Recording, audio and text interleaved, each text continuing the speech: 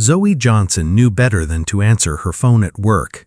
At the Grand Plaza Hotel, a monument to polished silver, old money, and rigid hierarchy, rules weren't guidelines, they were gospel. Especially if you were a 29-year-old black maid with a mop in your hands and a resume no one cared to read. But the screen flashed one name, University of Amsterdam. She ducked behind a marble column, heart thudding. "Zoe Johnson?" she whispered, breathless. The voice on the other end greeted her in flawless Dutch. Without hesitation, Zoe responded, her accent as crisp as a native, her words flowing with quiet power. It was a conversation of ambition, scholarships, and long-forgotten dreams, until it wasn't. Because the moment she looked up, she saw two people watching her.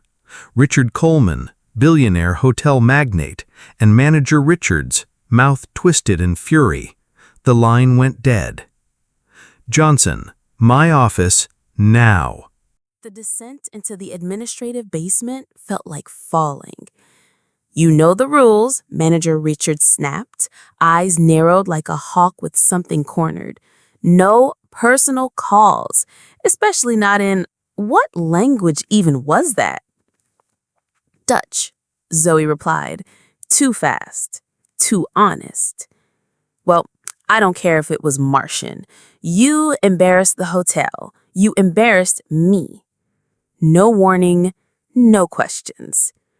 3 months scrubbing corporate convention center toilets. No overtime. That was the punishment. That was always the punishment." Zoe didn't cry until she got home, staring at her framed linguistics degree, cracked, dusty, and ignored for 6 years. The next morning, the front desk called her name. "Zoe Johnson, Human Resources. Now." HR was on the 27th floor, a different world. Executives didn't make eye contact with her in the elevator. She was a shadow in uniform. "Mr. Coleman wants to see you," the HR director said flatly. His office overlooked Manhattan. His chair turned slowly. Dutch, Mandarin, Italian. 6 languages. Georgetown grad.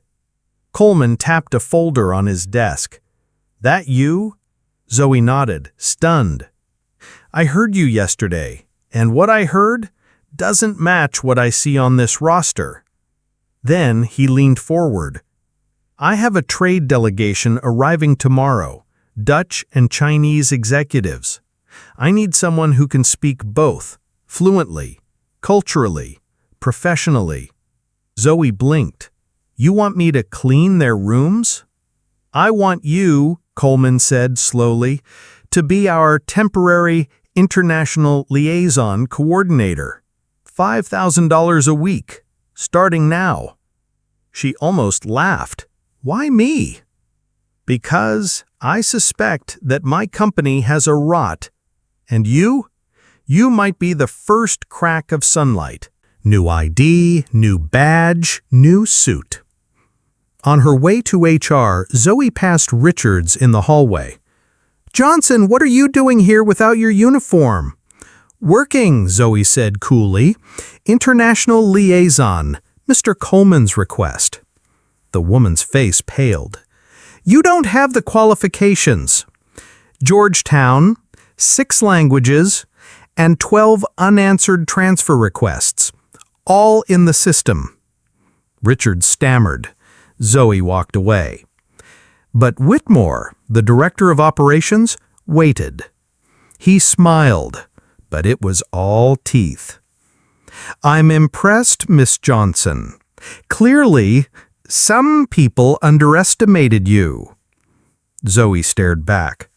"And clearly, some people signed a $50,000 translation contract with their niece who can't distinguish formal from casual Mandarin." His smile froze. By day 2 of the conference, Zoe was gliding between Dutch and Chinese executives like a conductor. Deals accelerated, smiles widened. But then she saw it, a girl carrying a folder marked Master Translation final copy, and the name, Ashley Whitmore. Same critical errors, same cultural insults disguised as translation. Zoe stormed to Coleman's office. She's replacing my corrected documents with hers. Again. Coleman stood. You're sure? I have receipts, screenshots, voice recordings, and an email from Peking University confirming Ashley's certification is fake. He didn't hesitate. Boardroom, 30 minutes. The executive auditorium was packed. VIPs in front. Cleaning staff in the back. Everyone curious, no one ready. Coleman stood on stage, Zoe beside him. Today, we expose a rot, he began, a pattern of systemic discrimination and nepotism. Behind them, graphs lit up, salaries, race, rejections, inflated contracts. Zoe's face appeared. You knew her as a maid. She just saved us from a $10 million disaster. Applause rippled. Whitmore tried to interrupt. Coleman didn't let him. Effective immediately, Thomas Whitmore is terminated for cause. Sarah Richards is suspended pending investigation. A full audit begins now. And then, the final blow. I'm proud to announce Dr. Zoe Johnson as our new Vice President of Diversity and International Relations. The room erupted. Even the cleaning crew cried. Whitmore, escorted out by security, hissed at her. You won't last a month. Zoe smiled. I've lasted 6 years. You? Not even 6 minutes when truth showed up. 6 months later, Zoe stood in her office on the 32nd floor. Behind her, a plaque. Dr. Zoe Johnson, VP of Global Talent. Before her, a boardroom full of regional managers and rising stars, most of them Black, Latino, or first-gen college grads. Invisible talents, Zoe began. We found 147 employees with hidden skills, languages, finance, code. 83% had been overlooked until now. Coleman nodded from the corner. But Zoe turned to the camera, broadcasting live across the hotel empire. When I was little, my mother, a maid with a degree no one respected, told me, they can overlook you, but they can't erase your worth. She died believing doors like this one wouldn't open for people like us. She paused, tears in her voice, not her eyes. Today, I open those doors, not just for me, but for every name they tried to keep off the list. A letter from Amsterdam arrived the next day. Professor Van Houten. A visiting professorship. A new legacy.